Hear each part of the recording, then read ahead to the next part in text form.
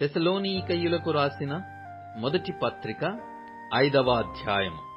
సహోదరులారా, ఆ కాలమును గూర్చియు ఆ సమయములను గూర్చియు మీకు వ్రాయనక్కరలేదు.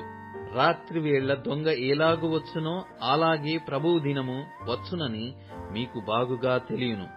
లోకులు నెమ్మదిగా ఉన్నది, భయమేమీ లేదని చెప్పుకొనుచుండగా గర్భిణీ స్త్రీకు ప్రసవ వేదన వచ్చునట్లు వారికి ఆకస్మికముగా నాశనము తటస్థించును గనుక వారెంత మాత్రమును తప్పించుకొనలేరు. సహోదరులారా, ఆ దినము దొంగవలె మీ మీదికి వచ్చుటకు మీరు చీకటిలో ఉన్నవారు కారు. మీరందరూ వెలుగు సంబంధులను పగటి సంబంధులనై ఉన్నారు. మనము రాత్రివారము కాము, చీకటి వారము కాము. కావున ఇతరుల వలె నిద్రపోక మెలకువగా ఉండి మత్తులము కాక యుందము. నిద్రపోవువారు రాత్రివేళ నిద్రపోవుదురు, మత్తుగా ఉండువారు రాత్రివేళ మత్తుగా ఉందురు. మనము పగటివారమై ఉన్నాము గనక మత్తులమై ఉండక విశ్వాస ప్రేమలను కవచమును రక్షణ నిరీక్షణయను శిరస్త్రాణమును ధరించుకొందుము.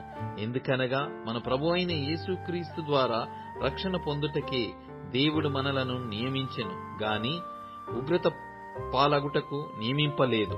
మనము మేలుకొనియున్నను నిద్రపోవుచున్నను తనతో కూడా జీవించు నిమిత్తము ఆయన మన కొరకు మృతి పొందెను.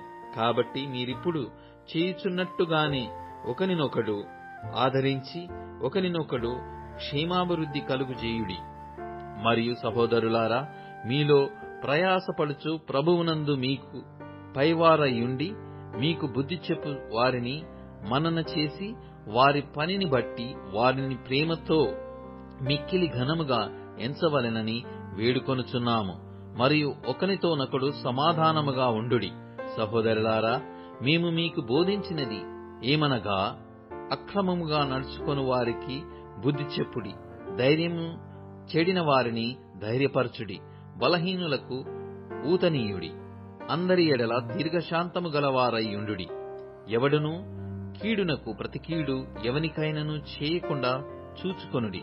మీరు ఒకని ఎడల ఒకడును మనుషులందరి ఎడలను ఎల్లప్పుడూ మేలైన దానిని అనుసరించి నడుచుకొనుడి.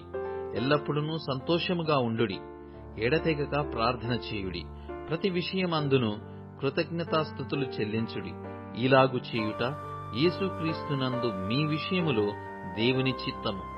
ఆత్మను ఆర్పకుడి, ప్రవచించుటను నిర్లక్ష్యము చేయకుడి. సమస్తమును పరీక్షించి మేలైన దానిని చేపట్టుడి. ప్రతి విధమైన కీడునకును దూరముగా ఉండుడి. సమాధానకర్తయగు దేవుడే మిమ్మును సంపూర్ణముగా పరిశుద్ధపరచునుగాక. మీ ఆత్మయు జీవమును శరీరమును మన ప్రభువైన యేసుక్రీస్తు రాకడయందు నిందారహితముగాను సంపూర్ణముగాను ఉండునట్లు కాపాడబడునుగాక. మిమ్మును పిలుచువాడు నమ్మకమైనవాడు గనుక అలాగు చేయును. సహోదరులారా, మా కొరకు ప్రార్థన చేయుడి. పవిత్రమైన ముద్దు పెట్టుకుని సహోదరులందరికీ వందనములు చేయుడి.